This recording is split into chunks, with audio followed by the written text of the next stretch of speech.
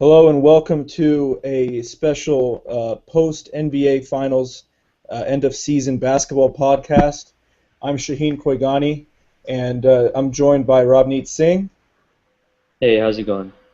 Anoop Dillon, who is from mobile phone because he just suffered a blackout. Are you in the Mercedes-Benz Superdome in New York, in New Orleans?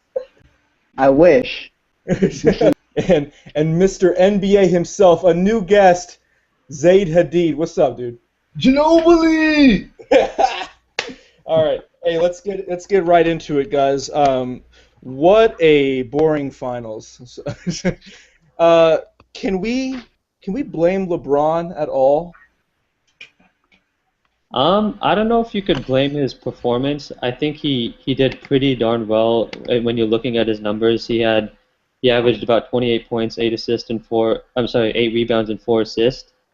But I do want to bring up his leadership abilities. I don't know if they were up to par with the all-time greats such as Michael and Kobe. I think he could have demanded more from his teammates. You didn't see that fierce competitive spirit um, vocally when with his teammates. Wow, Robneet. I didn't know you had all this anecdotal evidence after years of consuming so much basketball to leadership. Come on, bruh.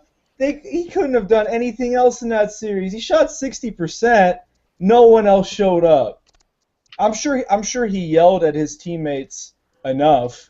Did Maybe he? I don't know if you could say we that. have to see it on camera. We have to see it via ESPN or ABC.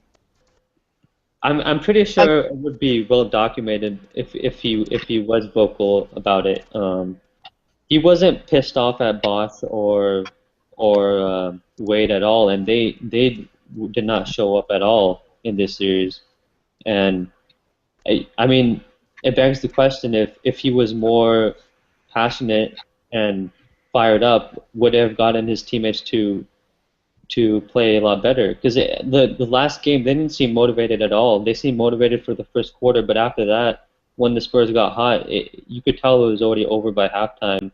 No one was motivated except for LeBron, and he didn't. It wasn't it wasn't catching on with anyone else. Anup, go ahead. I disagree. I disagree with Ramneet, but to come to his rescue, those arenas are covered with cameras. If LeBron was yelling at his teammates, we would have seen it. I mean, that's the kind of thing that the media would jump on. Having said that, I don't see the argument here. I mean, it's not LeBron's job to motivate his team. And if his team isn't motivated in the NBA Finals, one game from elimination, or in any of those games, then there's nothing LeBron could have done or said to change that. I mean, that's the biggest motivation for any NBA player.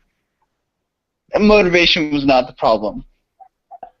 I think it's motivation not to win a championship, but to feel that you still have a chance. Because in the last game, I think Miami knew that the Spurs were going to close them out, and I feel like it's not motivation to win because obviously they want to do that again. It's just having the belief that they could win, and I don't think they believed they could win.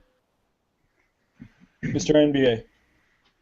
I could see where you're coming from, Ravneet. I mean, in his conference that he had a couple days ago before Game 5 started, he was talking about how, it's just basketball. They're down 3-1. It's not a big deal if they lose. They still got two ships. I could sort of see that. He probably could have done a little bit better, but, I mean, it is the NBA Finals. Wait, hold up, wait. What could he have done better? Come on, man. I mean, Come on, man. 60% from the No, there's no field, doubt 30 points. Yeah, there's no doubt. On the court, he was amazing. Yeah. But I mean, as for motivation and the leadership part, I can sort of see where where Rodney's coming from. But I just didn't think he wanted it bad this time. I think that he knew the Spurs were a much better team, and I just thought that he just wasn't really in it the last game or two. So, okay, the question that everyone wonders, and a lot of people will provide so-called anecdotal evidence for Michael Jordan. But what would Michael Jordan do in this situation? Would he have been able to beat this incredibly good Spurs team, this historically good Spurs team that was lining it up from in every game? I mean, I don't know, man. I don't think LeBron could have done anything else, and I don't know what you wanted to see.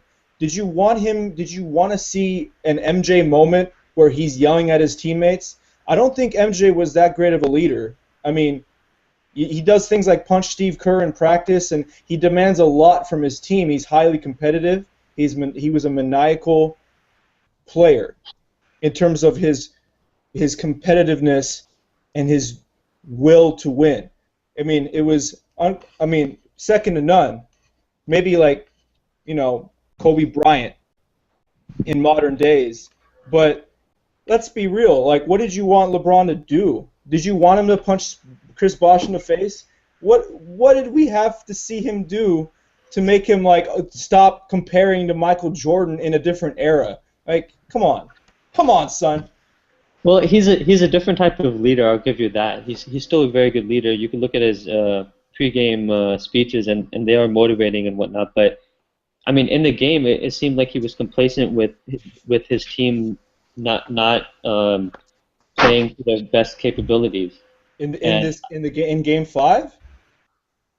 Specifically in Game 5, because I think they just didn't have any belief that they could win. I don't know if it's as much of motivation as much as a belief that they could win. But if you're on the brink of losing another NBA Finals to a very good Spurs team, then why shouldn't you be pissed? And especially with Wade and Bosh not doing much at all, Bosh settling for pretty much all jumpers. I'm not sure if he had any points in the paint in the last game. We don't know if LeBron isn't pissed. I'm pretty sure he's pissed. Well, then he should show it because then it's contagious. Well, no. He shouldn't show it because he's scrutinized for every single thing he does. Yeah, that's the media's fault, but he should not care about what the media thinks of him and what fans think of him. He should do whatever's best for the team, and that's easy to say, but no one is more scrutinized than this dude. Yeah, and it's not fair. I'll be the first one to say that. I think he's the most scrutinized athlete. And Romney, you're scrutinizing him right now for his leadership. Yeah, simply for his leadership, but not for his performance. If we want to talk about his performance, I mean, if he's shooting 60% from the field, why doesn't he take more shots? Why doesn't he take every shot? Well, he's a very unselfish player. I think he knows that he can't do it by himself, even if he tried. If he tried to go more selfish in those last game or two. If he's shooting 60% in this series, like why not just take it more? I mean, he's seeing all his teammates; they're not doing anything. Just keep shooting.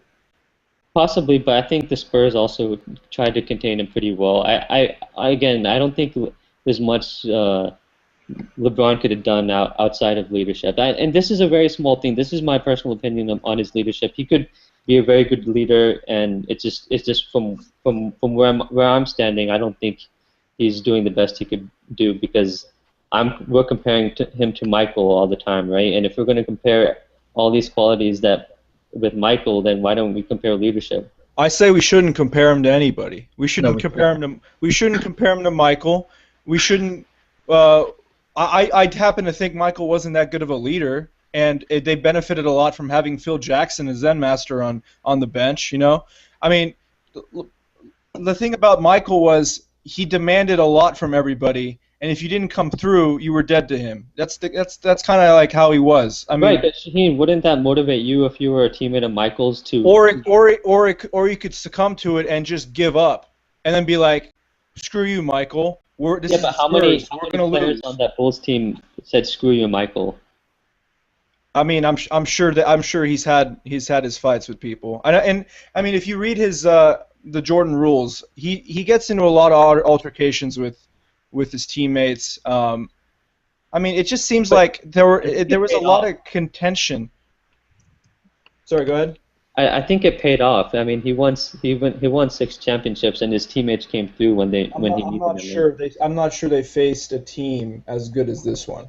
But it didn't always pay off. It's not like Michael Jordan never lost a series. happened to the motivation then? At some point, motivation just isn't enough. Right, it's not, and I don't know if it would have been enough now and that's why I said if MJ was on the Heat instead of LeBron, I don't know if they would have won either. But I think that MJ would have motivated his team more than LeBron did. So what I'd happened rather, when MJ lost? What was the difference those years? well, I don't think you could. I think they either faced a bad matchup like they did when they faced Detroit, or I don't think it came down to the performance of the other players because last year this same Heat team beat the same Spurs team. The difference was Bosh and Wade. They didn't come through this year, and they came through last year. I think the Spurs were just a better team this year, and the Miami Heat were a little slower and older this year. Wade couldn't elevate at all. I mean, it was apparent. I mean, I was a little worried. Like game one, I was like, okay, I don't know. He seems a little iffy. Game two, more of the same. And then throughout the series, Wade is not the player he used to be. He's now old Wade, and now LeBron has to make a decision. Can he win with old Wade? I don't know. I don't think he can. I think Bosh could be the second best player on the team, but they'll be contenders. But I don't think they'll be that strong. I mean, you gotta find someone else. Is it Carmelo Anthony? I don't know. But I mean, really, like, I don't know what I would have liked to see from LeBron. I think he did fine. I think honestly, it's not that bad to admit that they just got beat. I mean, they couldn't do anything. The Spurs shot like 90% in a half of one game. I mean, there's just really nothing. Motivation is a line. Like Anoop said, like after that, like what else do you have? You just get beat. You got to admit it. Yeah, I agree. I think Miami just faced a better team, but I think the Spurs were the better team last year too, when Miami still found a way to win. I think I'm focusing on the one thing LeBron's not doing, or I would want him to see do better, but that's not the reason they lost. The reason they lost was because Wade and Bosh weren't the same. Mm-hmm. Right. Yeah. I mean, we don't know how he motivates his teammates outside of what we see. You know what I'm saying? Right. Like he could be doing something, trying to help them, trying to do all he can to get them in the game, and it just doesn't happen for them. Or it could be Wade just gave up. I mean, he's got 3 rings. He hasn't lost a single one yet. He's like, sorry, LeBron, I can't elevate. I can't do anything. Bosh was hitting the paint hard in Game 5. He actually cared. I mean, I can't say that he didn't try to show up. He tried. I think he settled for too many jumpers, right? And then that begs the question of why Miami's offense wasn't up to par from last year, and why their defense was so bad this year. I mean, I give credit to the Spurs for taking advantage, but I feel like Miami was one of the best defensive teams last year, and you wouldn't guess it by looking at their performance this year in the finals. Yeah, I think this finals was evidence that they did indeed coast this year. And when it comes to superstars like LeBron, that's fine. He can turn it on and off. I mean, he's the best player in the world. But role players, those are guys that need to fit in their role. They need practice knowing, this is what I do. This is where I take my shots. This is where I contribute to the team. And when you're not getting that practice, or you're not taking that practice as serious all year long, then this is what happens. It's in that sense, it's complete opposite. The Spurs role players, they're a well-oiled machine. They've practiced this 100 times, 1,000,000 times, and when it came to the big game, they showed up. The role players could do what they were meant to do. I got to give a props to San Antonio for. I mean, they rolled out the carpet for them in Game 6 last year, and then that Ray Allen shot, which is an iconic shot now in NBA history, which we're going to see thousands of times from now on, I bet. Which, ironically, let me just say, I mean, LeBron is technically *1 and 4 if that shot didn't go in. I mean, come on. What a bad player, right? I'm just kidding. But the Spurs showed incredible perseverance to get this far and do what they did in the finals. Like, I feel like if they knew that they were going to have the opportunity to do this, that they were gonna take it. And I think that was their mindset. If they had Miami in the finals, they knew that they were going to win. And it just seemed they were executing so well. They were so sharp, so disciplined that I mean, yeah, I mean, honestly, it was game 4 for me where I was like, okay, the Heat are done, right? And not because of the result, but because of just the way they were playing. I mean, like game 3, okay, yeah, fluky maybe, the crazy shooting. I mean, the Spurs beat the Heat in game 3. That's great, but in game 4, they didn't come out at all. I was wondering where was Miami? What was going on? And then in game 5, it was too late. You're not going to beat San Antonio and try to steal a game from them there. It's just not going to happen. So, I mean, it's really disappointing for the Heat. I'm really disappointed in this finals, especially how good last year was. Mr. NBA, go ahead. There's no doubt. I mean, I agree with you giving props to San Antonio. I mean, I just fantastic how psychologically they overcame that making a whole year effort to just come back to the finals and do it against the same team and have that motivation to beat them again. That was incredible. I mean, just mentally tough for the whole team. That's what sports is all about. Well said. Well said. Let's talk about the Spurs a little more. Actually, what could they do next year to try to repeat? Anu, go ahead. I don't think they will. I think this is the perfect time for Tim Duncan and for Pop to both retire. What? I'm sorry. What? What? Why?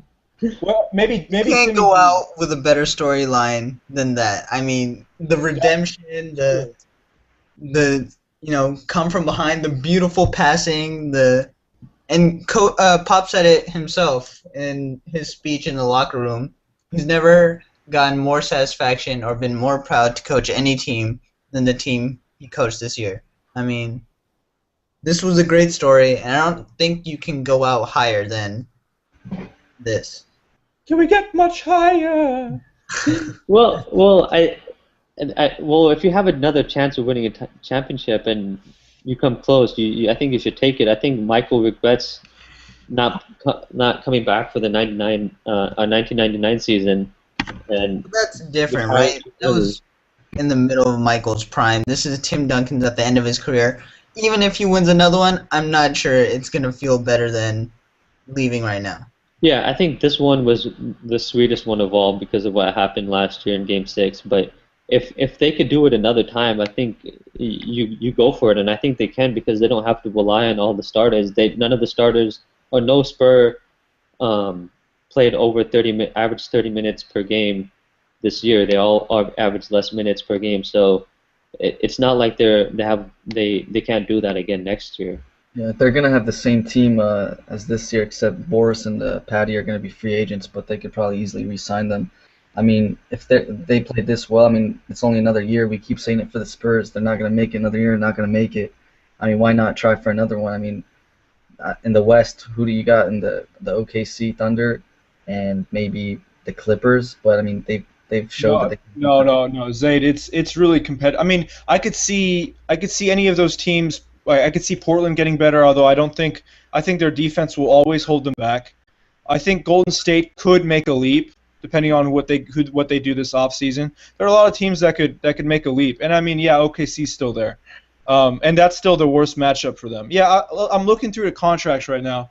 Boris Diaw's a free agent. Matt Bonner, Austin Day is a team option. Aaron Baines is a qualifying offer, and Patty Mills is a free agent. So, I mean, they're gonna have some competition, but I mean, like, they just won the championship. They just beat the Thunder. They just beat the Trailblazers, and they beat Dallas, which was probably one of the most toughest, pathways to the finals in a long time.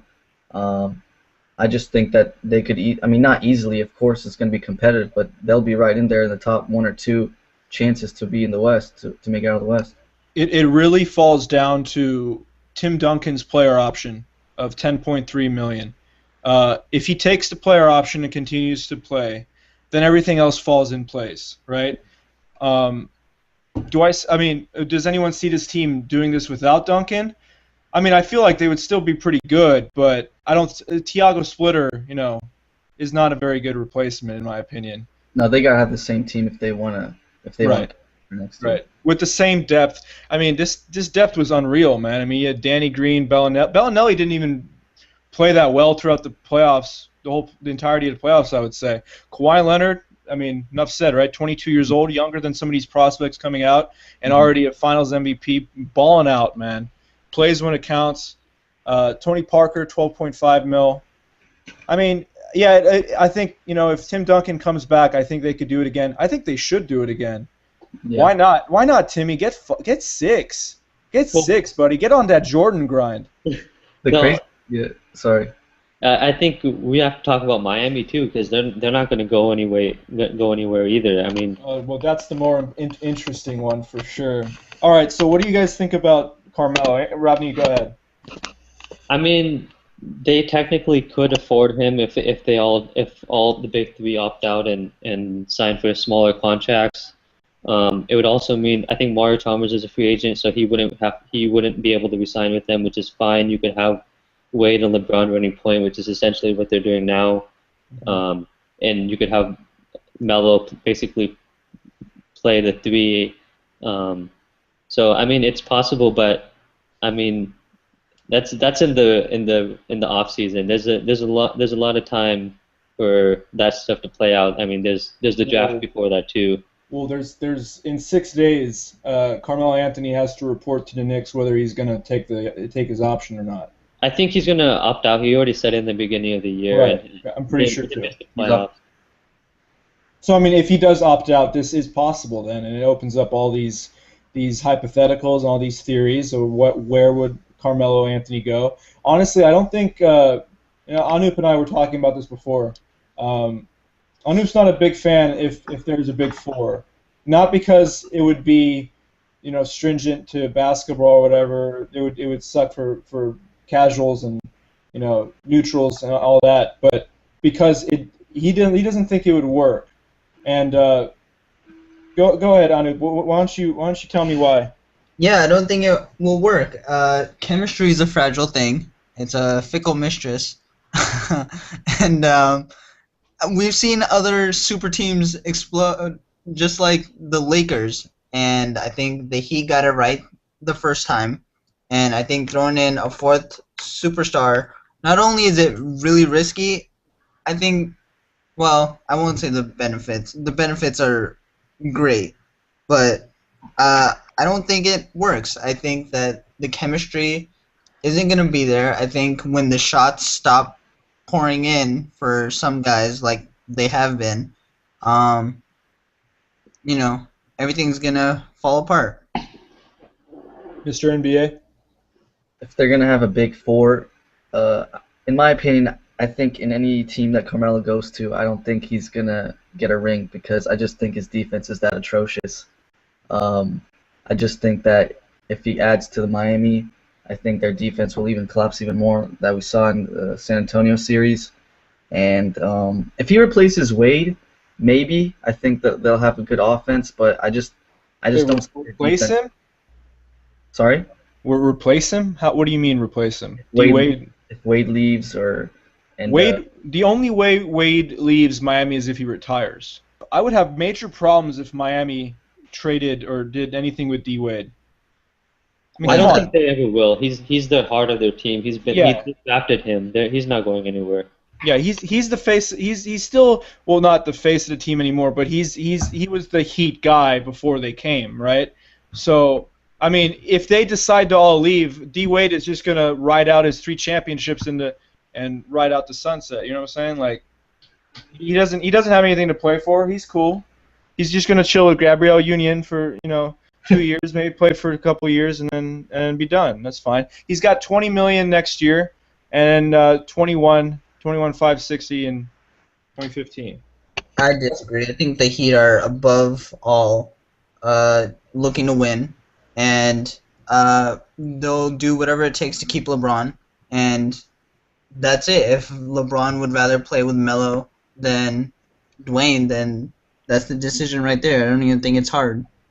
Really, that's interesting. I think LeBron has a loyalty to Wade too because Wade wanted him to come to Miami. I think their friendship is too strong for them just to have LeBron trade out Wade for Melo. I think so too, but I think LeBron wants to win, and I mean, I can't blame him for that. Friendship's great, but I mean, they're both professionals, and Wade's not showing up. This is the second playoffs in a row. Yeah, he just needs knee surgery and then he'll be fine again, I think. But like I guess that's the biggest question. But if regardless of how healthy Wade is, this team's going to be back in the conference finals in the East at least, and most likely the NBA finals again next year. Depending on what happens. I mean, this offseason's huge. It's really comes down to LeBron and what he tells everyone else. Like, what do you guys want to do? Do you guys want to like D Wade could be like a Ginobili sixth man on this team. It could happen. Yeah, it's funny that we're having this conversation because none of this would be. We wouldn't be talking about this if Miami won the championship. We wouldn't even be talking about Melo much. Well, No. I have 2 points to that. One, if Miami won the championship, Wade probably wouldn't have played such trash. Two, it's funny, I wanted to bring this up earlier when Shaheen was talking about Ginobili. Last year we were talking about all of these things with Manu Ginobili, when Manu Ginobili crapped a brick in the playoffs. And he came back and he was arguing. Yeah, he was amazing. So it's possible that Dwayne Wade gets it together and figures it out, but I'm skeptical. Color me skeptical as well, Mr. NBA. I mean, we can wait and see a couple months of rest for Dwayne Wade and see how well he goes. I mean, they made it to the finals 4 years in a row. Why not just keep the same team and just maybe add another role player or two? They probably need a new point guard. I don't think Mario or Cole is going to do it for the next season, and they probably just need one more big man, maybe a defensive big man. I think they should just keep the same team. I think Wade just needs some rest again, and maybe if the coach Eric Spoelstra can try to keep his minutes together again and rest him up even more for next year and just keep him ready for the playoffs. I think they'll be fine. They can probably rest Dwayne Wade and Bosh the whole year next year, and they'll still make it to the playoffs, and they'll be fine. I don't like that plan, man. Also, there was talks of Shane Battier and Ray Allen retiring this season, right? Shane Battier is confirmed to retire. I'm sorry, what? Shane Battier is confirmed to retire. Oh, yeah, so that's a pretty big shakeup. I'm not sure that they can just, plug guys in there and... Well, no, I feel like people will want to sign for that team for the veterans minimum to play for them for sure. I feel like it'll be a problem to get role players. I think Riley probably understands his role players got dominated by the Spurs role players. Yeah. Period. Miami didn't even really have a bench. I mean, last year they at least had Mike Miller and Shane Battier showed up in the finals too. But this year, I think they had 1 point in the last game. 1 point. Really, the bench. I think it was 2 points, but it was on 0 of 2 shooting. I think they both came at the free throw line. Yeah, that's just sad. I'm sorry, but that's just sad. And I think the biggest problem is for Miami not to replace Mario Chalmers because this year's draft is pretty deep. And even in the point guard position, it's pretty deep, down near the end of the first round, early second. Ooh, who are you thinking? Oh, you thinking of the Shabazz Napier? I'm thinking Shabazz. I'm thinking Samaj Christian, but I think their biggest problem is the center position, and they tried to get Greg Oden, and he wasn't really healthy. I'm not really sure what happened. We didn't see him. We didn't see him at all. We saw Michael Beasley before him. Yeah. The only reason they got Oden was for Roy Hibbert to defend Roy Hibbert, but they didn't. Roy didn't show up, so it didn't matter. He got 0 points for like 3 games, so yeah, they didn't need. Yeah, but I want to point out, big men are kind of expensive in the NBA, and Chris Anderson is only cheap for Miami because he was amnestied by the Nuggets, so he's only costing Miami, I think, $1 or $2 million.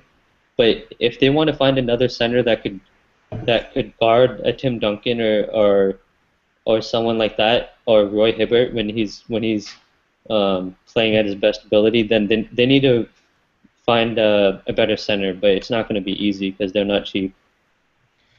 I think rim protection is definitely a problem for them. And going back to Carmelo, he doesn't actually really solve any of the problems that Miami has right now. One, I mean, defense and rim protection, and just better quality on the bench doesn't solve any of those issues. I mean, yeah, he's a good player, he's a superstar, but he doesn't play defense. How is that gonna? I don't know if that's gonna translate. And I mean, we don't know how good of a leader LeBron is. So is he gonna be able to motivate a guy who has a big ego, who's had huge contracts throughout his career? I feel like Melo wants to win a ring, but how much is he willing to sacrifice? Is he willing to take a huge pay cut? Is he willing to buckle down and play championship defense? Because I've never seen that dude play defense. Well, I think Zaid, you were pointing out that he's not going to play defense and he might not ever win a ring because of that. But if he could go on a team that could hide his defensive incapabilities, then he has a chance, because a team like Chicago could help him a lot. And I know Noah has been trying to recruit him, and that's been quite public. And if he was on a team like Houston and with a big man like Dwight, they would also be able to hide hide his bad defense. Probably not Houston as much because they have Harden and he sucks at defense too. But I think the Bulls would actually be a pretty good fit for him. No, I agree. Money sacrifices. I think Houston makes the most sense just because it wouldn't be that big a sacrifice because of how the income tax works out. It'd be kind of like when Wade, Bosh, and LeBron all signed in Miami and didn't end up sacrificing all that much. Yeah, the Bulls would have a little bit more trouble signing Melo because of Boozer's contract. If they amnesty him, then there would be no problem. But they would have to do a little bit more maneuvering than Houston. But I think Houston would also have to move either Jeremy Lin or Ashik to sign Melo. But I'm not sure. Those are $15 million contracts. Yeah, but it's only I think that the like 8 per year or something. So that's how much is on the books. Oh, okay. Yeah. The only way Carmelo's gonna win a ring is if he has a great defensive team around him. I mean, yeah, like you said, Chicago, that'd be cool. A big three with Rose when he's healthy, Noah, Carmelo, that'd be cool. But even if he wants to even take a pay cut to go to San Antonio, how about that? No one goes to San Antonio. No one goes to San. It makes sense, right? If you want to win a ring, why don't you go get coached up by Pop? I don't think these superstars want to get coached up by Pop. They don't want to get coached up. They don't want to have. They want to be the man on the team. They want to be able to call the shots, so to speak, every now and then. Popovich would get on their asses. I mean, I don't think they're like, oh no, man, I don't want to do all that for a ring. I never see it.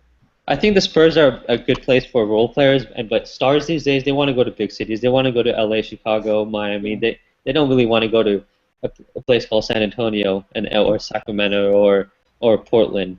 That's the way the NBA has always been.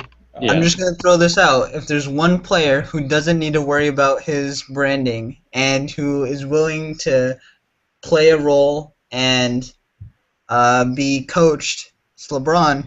Is there any chance? Going to San Antonio? Yeah. Oh, goodbye NBA. Are you serious? No, I would be more mad than when he signed with the Heat. Really, you think it'd be that unfair? Yeah, I do think it would be. I mean, you deal with OKC right off the bat. Yeah, I mean, His they have legacy LeBron. would get destroyed, like in less than 2 seconds, because he's trying to become one of the greatest players of all time, and you're gonna go to the team that just won the championship. That's just not right. Oh yeah, there's so much scrutiny there. There's so much scrutiny there. What are people gonna say then? Well, Michael never left. Michael never lost. Didn't Dennis Rodman do that? Yeah. I mean, Didn't they give him a fat contract? well, I think LeBron will get a pretty fat contract too. Oh no. They traded for him, I think. Well, going back to Carmelo, the Bulls offer a little bit of uncertainty because of Derrick Rose. We don't know his situation. So if you're Carmelo right now, if you're trying to put myself in his shoes, Houston is pretty attractive. Harden doesn't play defense, but Dwight is an elite rim protector, and Houston. I like the stuff they're doing over there. Daryl Morey is a really good analytical GM. Golden State, if they let go of Harrison Barnes, maybe, and like a couple other people, what do you guys think? He's just got to have a great defensive team. I don't think he'll make it in Houston. I don't think he'll make it in Golden State. Where is he? Where is he going to win a ring? The one team I think he can maybe win a ring is Chicago. They got Jimmy Butler, they got Noah, they got Boozer, they got good defensive presence. Well, Boozer would be gone, pretty sure. Taj Gibson would be the one who stays. Right. I think if Carmelo wants to win a ring, just go to Chicago. If not, then just try to get your paycheck and stay with the Knicks. Okay. Well, let's wrap this up, but let's play a little fun game to wrap this up. Kevin Love and Carmelo Anthony are the really big names right now. I'll give a team, and you guys tell me whether it's a good fit for that player. Houston for Love. Great fit. Yeah, excellent fit. I think they would lead the league in rebounds with Dwight and Love there. I think they would be outstanding. Okay. I think that'd be perfect because it'd be kind of like in Orlando when they had Ryan Anderson and Dwight, but that now they even have James Harden, so that would make him a top 2 team, top 3. For sure. Golden State for Love. I think it's a decent fit. I mean, they would obviously be better, but it doesn't. I don't think it's as good a fit as Houston. I think if he would have to be replacing David Lee, which would be a bonus, but I think that team is relied on Bogut's defense a lot, and if he's not healthy, then they're not going to do much anyways. That's really what it comes down to. But I would be itching to see a Steph Curry Kevin Love pick and roll. They wouldn't improve that much just because the defense would still be horrible, and I mean they made the fifth seed this year. Their defense was good. I think their defense was pretty good when Iggy and Bogut are healthy. Mark Jackson coached them up on D, that's for sure. Yeah, they improved defensively every year. They were a top 10 team defensively. He's gone. I understand that, but they also didn't have Bogut, and they were still that good, pretty good defensively. Why did they fire Mark Jackson then? I don't know, Zaid. I mean, I really don't know. I remember talking about this with these guys before. I didn't like that decision. I didn't think it was a very good basketball decision. But the replacement is not. I mean, Steve Kerr is a really smart dude, and he's been around the league in a GM capacity, as a player, and now as a coach. I think he has the wherewithal to do this. I think that might be a topic for another podcast. All right, for sure. All right, thanks for listening, everybody. And I'm sad the NBA season's over, as is my co-anchors. And we'll see you before the draft for a special draft podcast. And maybe delve into some free agency if more stuff happens. See you guys later. All right. Bye. Ginobili! Mr. NBA!